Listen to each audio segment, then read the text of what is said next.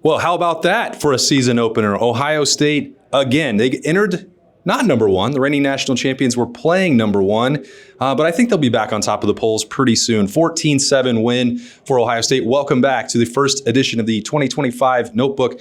I am Austin Ward, and we've got a handful of Buckeyes right behind this wall over here. Can you shoot right through there? You see what it's still like, a madhouse inside.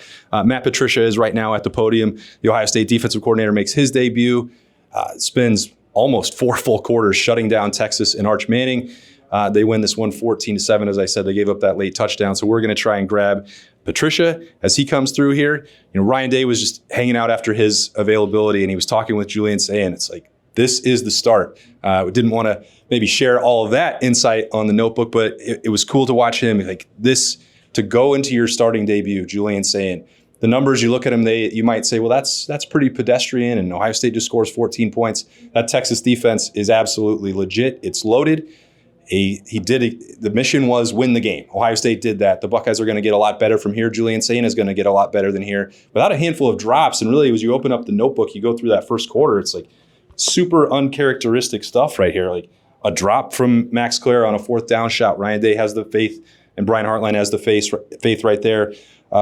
In Julian Sayin to make that play. They don't do it. You saw 2 drops from Jeremiah Smith on the same drive. All that's going on in the first quarter. Those numbers could have looked a lot different. The script could have looked a lot different for Ohio State. You know, that's not to make excuses, but some of that sloppiness you're going to see in week 1. The execution will get better. But again, you're asking him to go play the number 1 team, preseason number 1, in his first true start, first high leverage opportunity. He didn't look rattled by that in any way, shape, or form. So Julian Sayin is in there as well. Maybe we'll get a chance to talk to him after his first start, his first win with the Buckeyes on the Notebook. But you know, as we go through it, we're going to get a lot more into the defense here. It's not going to be Matt Patricia to start with. We got a heads up that maybe Luke Montgomery will be coming through, and that was a physical battle for the Buckeyes. There he is right there. Luke Montgomery. Is this the way you would want it? You want to start the year with like one of the most physical tests? Game. Yeah, just building confidence, executing. You know, I think we could have done a lot better, but this guy, manifesting. That's the man right there. What do you mean? Manifesting the interception right here. I don't want to see it. That's the man. I appreciate you, baby. Appreciate you, baby. Dog out there. Offense and defense both making plays. Congrats to Jermaine. Ohio boys. Don't forget that. Ohio boys. I mean, that was exactly what you guys wanted to do. Yeah. Like have that game test you down physically. Mm-hmm. You know, I know you want by the middle of the year. Yeah. You know, Ryan Day's talking about how different this offense is going to look, but you had to go win this one. We had to go win it. We had to do whatever we had to do to win. I think we could have executed a little better, but like overall, like just the poise that Julian had in the huddle. I just told him before the game, I'm like, the pressure's not on you right now. The pressure's on the kid from Texas. Like, you know what I mean? Like honestly, there's nothing bad about that. But I'm just saying, like, just go play like you want to play and suit the level of your training. We got you for the rest. Like, we got you up front, and we did that today. So we spent so much time in camp talking about, you know, can Lincoln Kienholz is an Iron Buckeye. He's got this vibe to him. Can Julian Sayin match that? He's going to command the huddle. Is he going to command the line of scrimmage? You've been out there with him in camp, so maybe today wasn't a learning lesson for you, but this was the first time in a real situation where you guys found out. Yeah, 100%. I think both of them have done a great job. I think Lincoln and Julian, like, they execute and they take command of the huddle like that. And not only that, but it's great to have a veteran offensive line up there. Like, we've played in big games like that, so like to have a young guy come in and just execute and keep poise and just execute and just know the schemes and just know what he had to do to get the win. Like, he did a great job. So right. You got it. First one's out of the way. Go enjoy it. On to the next one. On to the next one. Congrats. Thanks to Luke Montgomery for stopping right in here. So, as I said, you go through, and Luke touched on it. You're going to find out in these adverse situations against a team with the caliber of defense that Texas has. Like, it's not going to be easy. Running the football was not easy. That's a part as well where Ohio State's going to want improve as they go along. But you look at this drive here as you shift into that second quarter, and that 7-8 minute drive, methodical. It was on the ground. Something that's pretty interesting, and we'll probably talk about this more in the weeks ahead as Ohio State shifts towards Grambling and then Ohio in 2 weeks. That drive was sort of keyed by putting Ethan Onyanwa in there at right guard. Gave Tegra Chabot a little bit of a break, gave Ethan Onyanwa a chance to move some people around, and he and Phillip Daniels on that right side were doing a fantastic job of that. And then you finish it off. You have, talk about Ohio State says they're not going to rotate a ton in the opener. And then you get down at the end of that drive, and Nate Roberts, a freshman tight end, is lined up at fullback. He gets a key block. You got Bennett Christian making a block. You have everybody chipping in there to opened the way for C.J. Donaldson to cap that drive off. That was the only touchdown in the first half, obviously, but pretty effective. And we'll talk about that with what they want to do with that offensive line. And Matt, Hey. welcome to the Notebook. How are you? Welcome to Ohio State. Good. Thank you This very much. feels good. I mean, what's going? I know. This You're I sweating sweated through it. here? I sweated it right off. I got to get that back on there. So that's the type of day it was. I mean, did you make this yourself? Like, is this homemade? No, What? I don't know. This is good though. Okay, well, it's on there. Still it's there. on there right now. Still there. How did it feel to be? You have to come make your Ohio State debut. You've been coaching a long time. I know you felt pressure in other games, Super Bowls, everything, but this is all eyes are on you in this way. It's a different situation, and the defense played lights out for 4 quarters, gave up 1 drive. I mean, those guys, just give all the credit to the players. The coaches on the defensive staff were a great game plan, but the players, they went out and just, they played so well. They played fast. They played aggressive. They made some great adjustments. We had to move some things there a little bit in the game because that's a really good Texas team, and Sark does a great job with them. Archer's a great quarterback. I think everyone saw that today. So I just so proud of these guys, so appreciative to be here, and the fans.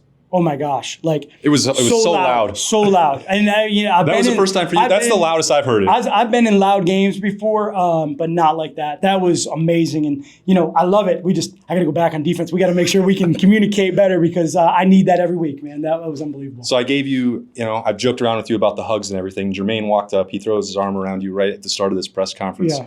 He makes a huge play. I know he's been waiting for this opportunity for a long time. When you are coaching someone with Jermaine's swagger, confidence, what is it like working with him? It's great. I mean, just all of that, feed into it because he can do it. He can absolutely be that guy, and he showed it today. He made some unbelievable plays. He's fast. He played aggressive. So proud of him. I just think he's just an unbelievable job all the way through camp. So. All right, congrats. Go Thanks enjoy so your much. first win at Ohio State. I appreciate it. That's a big dog. Love you guys. Good, okay? Yes. K-Mac, K-Mac, you can't sneak out of here. Come here. What? You got 1 minute, all right? I got to steal it from you. I asked you when you were coming up in the tunnel. The QB sneak there for Arch. I couldn't tell. It's like, I know that Kaden got a piece. I know K-Mac got a piece. Edric went low. Who got the most to get that stop in there? I think Kaden Curry, he said he jumped over. I think so. He told me. I think it was all of us, it was a QB sneak. We practiced that in practice, and I think we were just ready. The whole mission, I think, for you and Edric both this offseason was how many snaps can you take? I don't even know what the number is. I don't think you know what it is. How did it feel to have that full-time opportunity really for the first time in your career? I just really like playing at Ohio State. You can't take this for granted at all. And I just thank God for the opportunity to go play at Ohio State and beat the #1 team in the country. And we're coming. I said this, and Matt Patricia said this is his first time here. He's like, it was so loud. I've been covering this team for 14 years. You've been here now in 3 years. I feel like that was the loudest I've heard it here. You agree or no? It was loud, man. Man, Buckeye Nation, man, we appreciate them so much. And come back next week against Grambling. You guys said that you wanted the crowd to make sure that you could false starts, timeouts, make them have to go silent. Could you tell that they were struggling with that communication? You're as close as anybody. Oh, yeah, they were spooked. That really helped having home field advantage, If we would have played there, it would have been hard for us. But I feel like, the brotherhood is really strong. And, we was going to get that win regardless where we played. All right, I said 1 minute. It was 2. I'll let you out of here. Go enjoy that win. All right, y'all. Kaden McDonald, so Matt Patricia, it's, we talked about this going into the game. Like, you're going to overreact. If you lose, it's not the worst thing in the world. But the benefit of playing and scheduling a game like this now is Ohio State won it. It is in the bag. They go 1-0. And, Jerry, last season opener. We're not even thinking about that. Oh, okay. All right. One at a time. Go Bucks. Okay. 1-0 at a time. That's right. All right. But so that quarterback sneak and that stop there, I think Ohio State finished with 4 fourth down stops. Ryan Day called those, basically turnovers. So a huge deal for Ohio State to get those. Really effective. But, Caden Curry, Edric Houston, just Kaden McDonald making things play in the trenches up there. That was some dirty work that we might overlook a little bit because you had the late Carnell Tate touchdown that was so critical in the fourth quarter. Is that the third? Yeah, start of the fourth quarter. I can't even read my notes at this. The touchdown was sick. She doesn't even watch the game. She doesn't even want to know that. Seems like Carnell Tate. Yeah, he's pretty good. So Julian Sayin gets that touchdown right there for the Buckeyes. He'd been building. Were they going to take shots? How effective could they be? that was my question to Ryan Day when he was at the podium in there. It was like, okay, Julian Sayin's numbers could have looked a little bit better if there weren't the drops. Maybe they could have called a more aggressive game. Ryan Day said, yeah, they could have. Maybe Julian Sayin was more ready to do some of those things than he thought that Ryan Day thought he might have been for the first start. But it doesn't matter now because he said just win the game, and Ohio State did that. So Julian Sayin is 1-0, Ohio State is 1-0. And then you can build on that. It's only going to get better from here, you assume, because now you have that win in the bag, and you can effectively turn the next couple of weeks, all due respect to Grambling in Ohio, and then an off week after that, you can effectively have a bonus training camp. There's Julian. Congrats on the first win. It, yeah. That throw to Carnell, the catch was pretty good. Really good catch. Throw that ball out there to get some of that and feel like you have some breathing room. Take me through the sequence there to turn that game. It was so crucial to put it away there. Yeah, I mean, the offensive line did a great job protecting up front. Carnell made a great catch. But we're still going on the gas pedal after that. The next drive, we're still trying to score, and that's what we're telling the offensive line and the running backs. We got to run hard and secure the ball and take care of the football. Coach Day said when he was at the podium, I was just talking about this he said you probably were ready to handle more than he thought you were, and they could have done more. And it's not to go second guess. I'm not playing anything Monday morning quarterbacking with you, but did you feel the speed of the game, the comfort, command, more than maybe even you expected? Because it seems like that's the way everyone else is talking about you right now. I think my coaches, Coach Day and Coach Fessler, just did a great job of preparing me. The looks that I was prepared to see and the ones we saw in practice were out there in the game. So I think just the preparedness they had for me, to be able to implement the game plan had a lot to do with that. All right. Well, congrats on the win. I'll let you go celebrate. Thank you. Appreciate you. Thank you. All right, let's head this way. Nick, I think they're winding down in here. Still quite a crowd, bustling. This whole campus was buzzing throughout the day, and now we've got, excuse me, Mike. Mike Bassford, though, he's calling all the shots up here. Calling the plays. Brian Hartline, first-time play caller. Mike Bassford, first-time post-game moderator. How do you think it went? It was, look, it's always just good to get the first one under your belt. I'm sure Hartline feels the same way. It's over with now. Look at this script right here. I know. Yeah, this you talk about scripting it out. Yeah, that's sometimes you have to adjust on the fly. You do, but all in all, I mean, you're never going to complain about a win over the number one team in the country. So, you did it, Mike. I did it. Congratulations. What did they do? Thank you. Thank you. All right, so let's head down and see what some of the food options are for the Buckeyes. Who's still celebrating the win outside? You can lead the way. By the way, shout out to Letterman Rose Mick Walker. Birm is still on the disabled list. Look at this.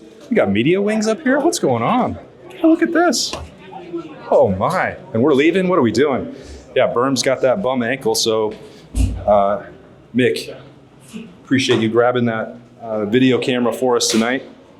What were you saying, your wife, about Carnell Tate's catch? My wife didn't even watch the national championship game, but she made sure to text me that the Carnell Tate touchdown was sick. It was pretty darn good. He's the one guy we didn't get to see. I didn't want to tell him that. Did he? Yeah, he must have escaped on the other stairway, right? Because we were stationed out there waiting for him. He had the other catch he made is going to be overshadowed. Third down situation. Julian Sayin scrambles out to his right. Ohio State's coming out from its own 20, and just breaks off a little bit of a route, comes back, strong catch, gets two hands on the football, 2 feet on the ground. Obviously, the touchdown's gonna generate most of the headlines, as it should. Hey, Mama. Got this guy on. Sorry. Oh, you want to be on here? I know you do. All right, cool moment there. All right. You can't go back that way, sir. You don't have locker room. You can't go back that way. Okay. Just. If you stare. Hey, I'm see the thumbs up right there. Thank you. It's television's Adam King. We've been waiting all day for you. Who was your player of the game? You know what? I just said this. I think of all the Buckeye games I've covered, this is the most complete game I've ever seen. Wow. And I don't mean that in like, wow, they played. I just mean that everybody played a part here. And I thought that was so cool. When you think about the defense, Jermaine played great. Caleb's out there like grabbing guys and just moving them to a different position. The D-line, CJ Hicks gets in there. Running back. Pretty big play at the end. I haven't even got to the fourth quarter yet. It's just truly amazing. And I think that, more than anything else, gives me, I mean, they beat the number one team in the country. That gives you optimism. That's pretty good. But just the idea that, like, I thought there was a world where we walked away from this game and said, thank goodness Jeremiah Smith is on this team. And that kind of world worries me. We were there a little bit with Marv at times, where you're like, thank goodness we have Marvin. Yeah. There is not one player that defines this team right now. Julian Sayin. This is the longest, windingest road to say you won't pick a player of the game that I've ever heard. I'll pick a player of the game. My player of the game is Jermaine Matthews. Oh, okay. Dude was a stud. Dude deserved it. He's pretty good. But I just want to say that's my I wonder if anybody boldly predicted a Jermaine Matthews interception today. I wonder if anybody correctly predicted 2 tight end touchdowns. Oh, wait. CJ Donaldson plays running back. Oh, okay. And Carnell's not. And Carnell Tate plays wide receiver. Okay, well, you know. So I wonder if anybody incorrectly 2 predicted. touchdowns is what I said. I said 2 touchdowns. Okay, I got you. This is beautiful. Isn't this great? Do they know that Birm's not doing it? Yeah, I just said as we came down the stairs that Mick was operating the camera. Birm's got a little ankle thing. And it's on the record that Birm has to pay Mick $100 to do this. Oh, so. That's very sweet. Yeah. Mick does kind of have the look, though, with the vibe. How was your conversation with Glenn Powell? Oh, my gosh. I talked to Glenn Powell and Matthew McConaughey.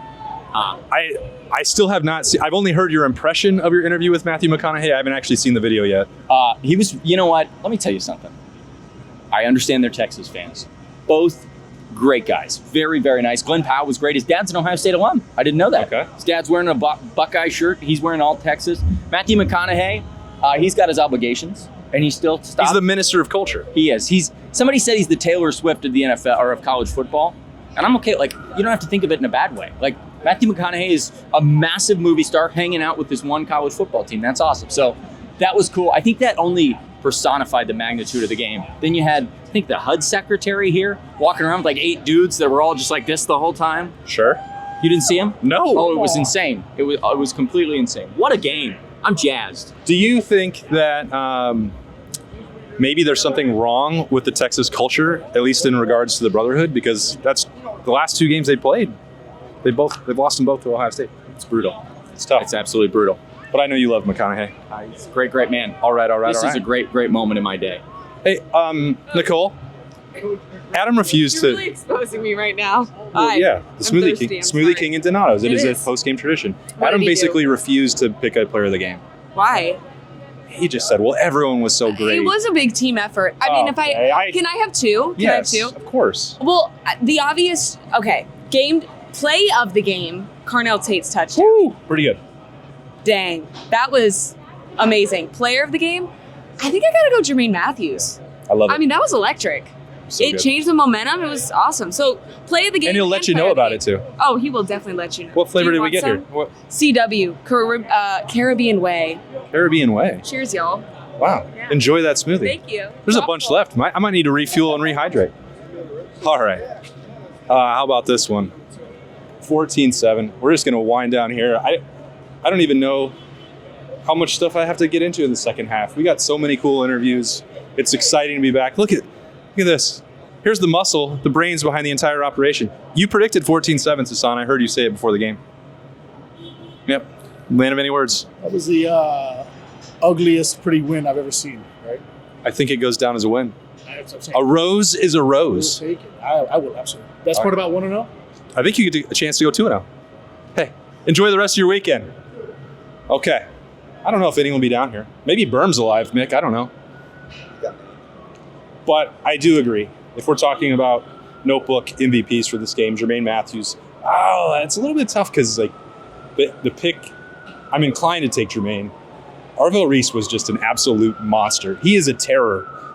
It's going to be a problem for everybody trying to handle him all year. I did not mention, Mick, I don't think, that Kenyatta Jackson, we got the update. Ryan Day said he wasn't sure if he could talk about what the situation was. When you take your helmet away, that tends to only mean one thing. Kenyatta Jackson remained on the sideline for the rest of the game, and he was incredibly active, signaling in, cheering on the rest of the Buckeyes, giving them lots of messages of support. So I think he'll be back soon. Does he need to play against Grambling? I'd say probably not, so you can be careful. You see all this stuff, they're taking down the big noon kickoff stage, the college game day stuff as they wind down here. This place was, as advertised, phenomenal atmosphere today. As I said, the loudest I ever can remember it.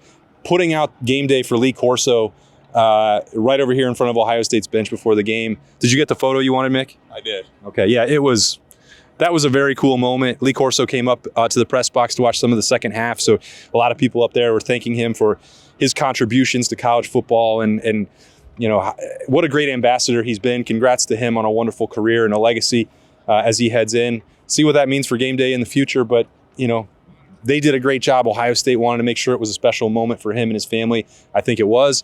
I bet a long time ago, $1 million that Lee Corso would wear the Brutus head for his last pick, and he got it right to go out on a high note. A smart one, because Ohio State beat Texas, number 1 Texas. They won't be number 1 for long. The Buckeyes are going to be back in that spot where they ended the 2024 season as they head into week 2 of 2025. Thank you to Mick Walker of Letterman Row, doing some awesome stuff on the recruiting front there. You don't want to miss it.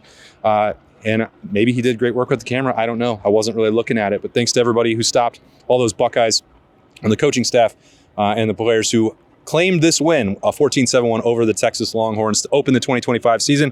Thanks for watching The Notebook. Appreciate 97.1 The Fan, 10 TV Plus. And if you've been listening to the audio only of this, you're missing a really good show, because I think that the behind-the-scenes footage is the best. But thanks for everyone who watched. And enjoy the rest of this holiday weekend. The Buckeyes are 1-0, and they're going back to number 1 in the polls.